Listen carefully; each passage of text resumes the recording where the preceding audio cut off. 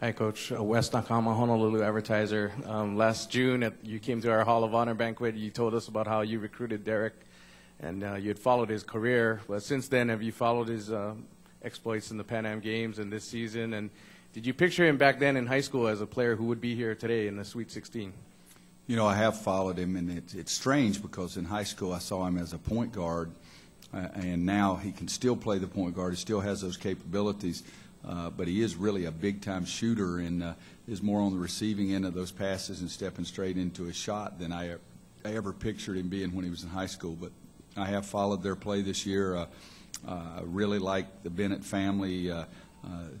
Tony's done a great job with the team. I used to love watching his dad's club play, so I followed him for that reason. Then you add Derek to it. But I think they got off to a start like 14-0 this year, and, I mean, they're really good.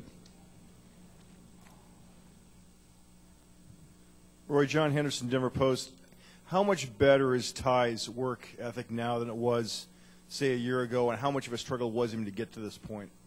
It is better. You know, John, I don't know if I'm good enough to put a number on it, but it is a lot better, let's put it that way. But he had never really been challenged because he is so gifted. That quickness is hard to simulate. And so he had always been able to just get by people so much easier because of that quickness. And then all of a sudden you're playing in the ACC, and it's not quite as easy. But I do believe his work habits are better. I think it's a bigger change for somebody that relies on speed and quickness than it is anybody else. And so it's something that he worked at.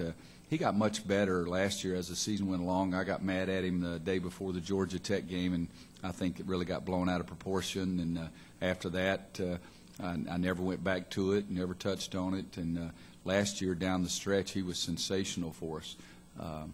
This year he got off to a great start and then got hurt and has gotten a little bit better and a little bit better each and every week. And I think he's pretty doggone close to being full speed right now. Brett Friedlander, Fayetteville Observer. How big of an advantage is it really to have played all your tournament games in North Carolina and being here this week? And also, in your career, have you ever been in a situation where the opposite has been true, where you've taken a team in to play somebody where they've had a pretty partisan crowd? You know, everybody talks about, you guys think it's a heck of a lot bigger advantage than I do. To answer the last part of your question, I mean, one of the greatest things that we've, 2003 at Kansas, we play in Anaheim, and we end up beating Duke and Arizona. And, I mean, Arizona and California, those states are fairly close together. It was a huge pro-Arizona crowd. They do a great job, but we won the game because our team played better on that day. In 2005, we played the regionals in Syracuse, and Villanova, a Big East team, was right there, but we played better on game day. You've heard this in '95. Everybody told me, gosh, Coach, you just got to win those first two games to get to Kansas City. Well, we got to Kansas City. Virginia beat our tails. You know, so I am, you know, you guys can write what you want to write, but I don't believe that crap. You got to play on game day. Coach Viv Bernstein, New York Times. Did you once apologize to Dick Bennett for sort of dissing that style of play? And you're not a big fan of that style that the Bennett's and Washington State plays, are you? I wouldn't say that I'm not a fan of that. I'm a fan of basketball going up and down the court. And I made the statement, and it got a great deal of play, and I called Dick, and Dick said, I understand. I mean, it was 19-18 at halftime.